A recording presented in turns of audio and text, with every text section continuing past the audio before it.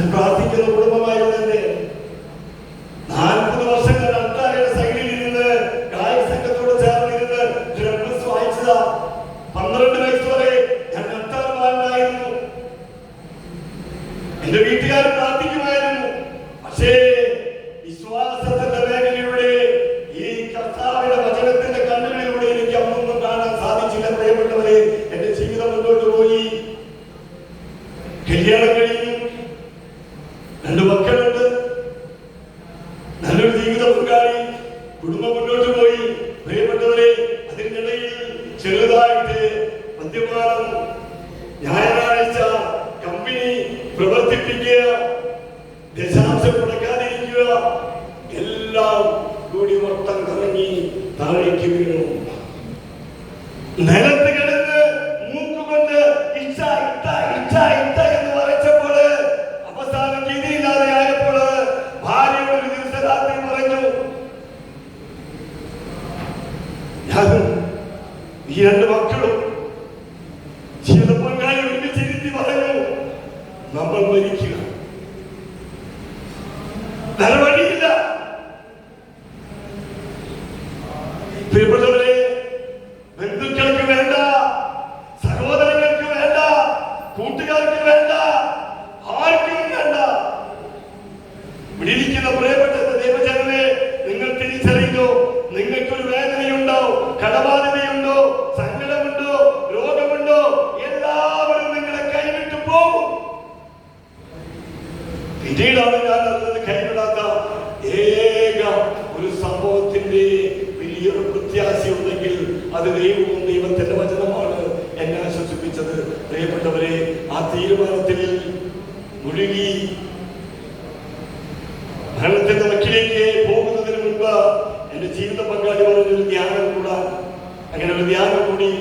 അങ്ങനെ പുറത്ത് പ്രാർത്ഥിക്കുന്ന സമയത്താണ് ഞങ്ങൾ ഇടവകയിലേക്ക് സ്നേഹ ബഹുമാനപ്പെട്ട മട്ടായച്ചന്റെ ഒരു അഭിഷേക കൺവെൻഷൻ ഇന്ന് അന്നായിട്ടില്ല.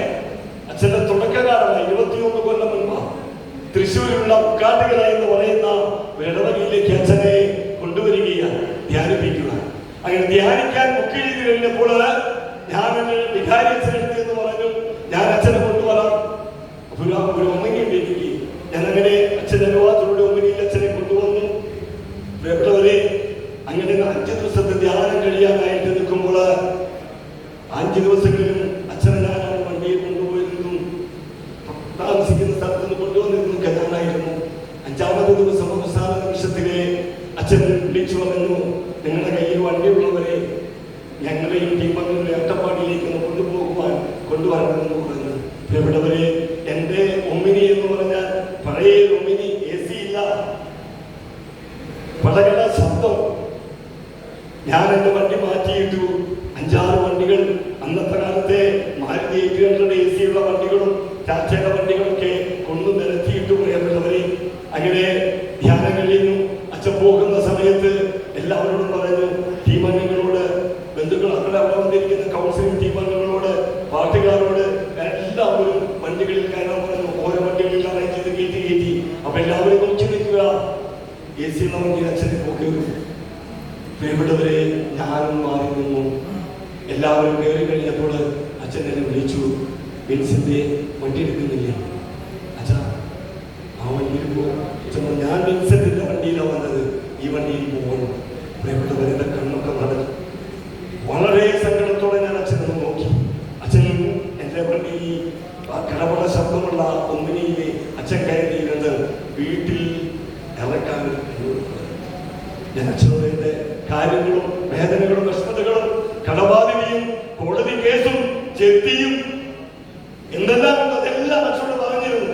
അച്ഛൻ പറഞ്ഞ് വീട്ടിൽ വണ്ടി നിർത്താൻ പറഞ്ഞു. അങ്ങനെ പോകുമ്പോഴേക്ക് വീട്ടിൽ വണ്ടി നിർത്തി വീട്ടിലേക്ക് കയറി. അച്ഛൻ വന്നു അമ്മയോട് പറഞ്ഞു, ഞാൻ മോനെ കൊണ്ടുപോകുകയാണ്, ഞാൻ അട്ടപ്പാടിയിലേക്ക് മോനെ കൊണ്ടുപോവുകയാ. അമ്മ പറഞ്ഞു, ഇവിടെ തല്ലി കൊല്ലുന്നതിനും മരിക്കുന്നതിനും നല്ലത് അച്ഛൻ കൊണ്ടുപോവുക തന്നെയാണ്. പ്രിയപ്പെട്ടവരെ, അച്ഛൻ ഒരു വചനം പറഞ്ഞു. പുറപ്പാടിന്റെ പുസ്തകം 9-ാം അധ്യായം 16-ാമത്തെ തിരുവചനം. പുറപ്പാട് 9:16, എന്റെ ശക്തി നിനക്ക് കാണിച്ചു തരുവാനും അങ്ങനെ എന്റെ നാമം എന്നെ ലോകം മുഴുവൻ നിന്നെ ജീവിക്കാൻ അനുവദിച്ചില്ല. ഗംഭീര വചനമാണ് പ്രിയപ്പെട്ടവരെ. ആ വീട്ടിൽ പ്രാർത്ഥിച്ചുകൊണ്ടിരിക്കുമ്പോൾ അച്ഛൻ പറഞ്ഞ വചനമാണ്, എന്റെ ശക്തി നിനക്ക് കാണിച്ചു തരുവാനും അങ്ങനെ എന്റെ നാമം ലോകം മുഴുവൻ പ്രഘോഷിക്കപ്പെടുവാൻ വേണ്ടിയാണ് ഞാൻ നിന്നെ ജീവിക്കാൻ അനുവദിച്ചത്. എനിക്കൊന്നും മനസ്സിലായില്ല പ്രിയപ്പെട്ടവരെ. എന്റെ കണ്ണിലും എന്റെ ശരീരത്തിലൊക്കെ തീയോടി തീ, കേൾവി ശക്തി നഷ്ടപ്പെട്ടതുപോലെ ഞാൻ മുന്നോട്ട് പോവുക. ഞാൻ യാത്ര പറഞ്ഞ് ഞാൻ അച്ഛനെ അറ്റപ്പാടിയിൽ കൊണ്ടുപോയി നാക്കി. അന്ന് രാത്രി അച്ഛൻ പറഞ്ഞു, ഞാൻ രാവിലെ എഴുന്നേൽക്കാൻ നേരം വൈകും, മീൻസിന്റെ രാവിലെ ഭക്ഷണം കഴിച്ചുകൊണ്ട് പോകണം, ഞാൻ വിളിക്കുമ്പോൾ ഇങ്ങോട്ട് വരണം, ശുശ്രൂഷ ചെയ്യുവാൻ ഇങ്ങോട്ട് വരണം അറ്റപ്പാടിയിലോട്ട്. പ്രിയപ്പെട്ടവരെ, അന്ന് അച്ഛൻ എന്നെ കൊണ്ട് വിട്ടു, ഞാൻ തിരിച്ചു പോന്നു. ഒരു പരിശുദ്ധാത്മാവിന്റെ ഒരു അഭിഷേക ദിനത്തിന് വേണ്ടി കാത്തിരുന്ന അച്ഛൻ വന്ന് ശുശ്രൂഷയെ എന്നെ വിളിച്ചു. ഒരു വെള്ളസം ചുറ്റു വരാൻ പറഞ്ഞു. പ്രിയപ്പെട്ടവരെ, വീട്ടിലൊക്കെ യാത്ര പറഞ്ഞ് അങ്ങനെ ആദ്യമായി സിഹിയോ അൾത്താരയിൽ കയറി നിർത്തി. അന്ന് ദിവ്യബലിക്ക് എന്നോടൊപ്പം അച്ഛനൊപ്പം കൂടി ശുശ്രൂഷയായി എന്നെ നിർത്തി. പ്രിയപ്പെട്ടവരെ, 21 കൊല്ലമായി ഇന്നും സിഹിയോ അൾത്താരയിൽ ശുശ്രൂഷയ്ക്ക് കുർബാനയ്ക്ക് കൂടുവാൻ ഈ ഇടയദാസനെ കർത്താവ് ഒരുക്കിയിരിക്കുകയാണ്. Praise the lord, hallelujah. പ്രിയപ്പെട്ടവരെ, ജീവിതം അങ്ങനെ മുന്നോട്ട് പോകുമ്പോൾ അത്ര സുഖകരമല്ല കാര്യങ്ങള്.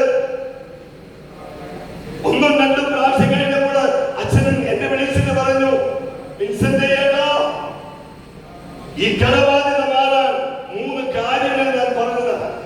ഇതിൽ കടബാധ്യതയുള്ളവരുണ്ടെങ്കിൽ ഒന്ന് ശ്രദ്ധിച്ചു കേട്ടോ, തടസ്സമുള്ളവരെ ശ്രദ്ധിച്ചു കേട്ടോ, വേദനയുള്ളവർ തടസ്സമുള്ളവരും ശ്രദ്ധിച്ചു കേട്ടോ. ഈ അച്ഛൻ മറ്റാലച്ച പറഞ്ഞ 3 കാര്യങ്ങളാ. ഒന്ന്, പ്രാർത്ഥന വേണം. 2, ഞായറാഴ്ച സാബത്ത് ആചരിക്കണം. 3, ദശാംശം കൊടുക്കണം.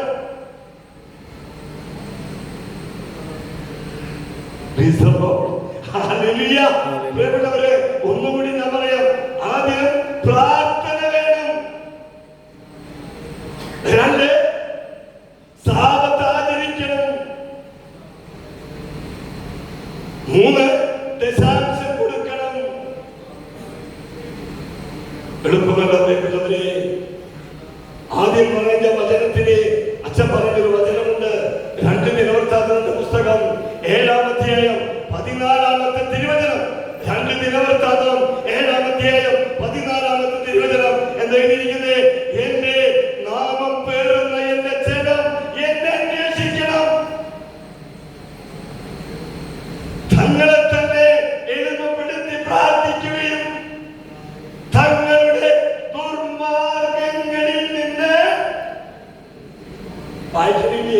ദുർമാർഗങ്ങളിൽ നിന്ന് പിന്തിരിയുകയും ചെയ്താൽ കർത്താവ് സ്വർഗത്തിൽ നിന്ന് അവരുടെ പ്രാർത്ഥന കേട്ട് അവരുടെ പാപങ്ങൾ ക്ഷമിക്കുകയും അവരുടെ ദേശം സമ്പുഷ്ടമാക്കുകയും ചെയ്യും.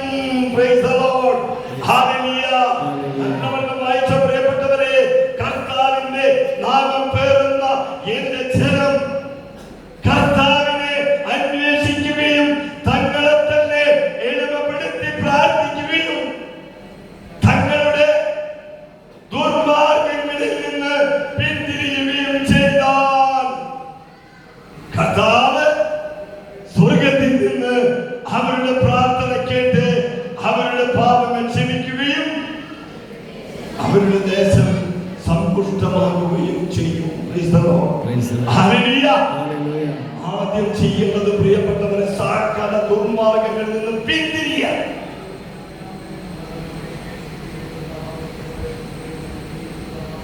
കർത്താവ് നമ്മുടെ പ്രാർത്ഥന കേൾക്കും, നമ്മുടെ പാപങ്ങൾ ക്ഷമിക്കും. ആദ്യത്തെ പ്രാർത്ഥന. രണ്ടാമത്തെ സാബത്ത് ആചരണം. പുറപ്പാടിന്റെ പുസ്തകം 20-ാം അധ്യായം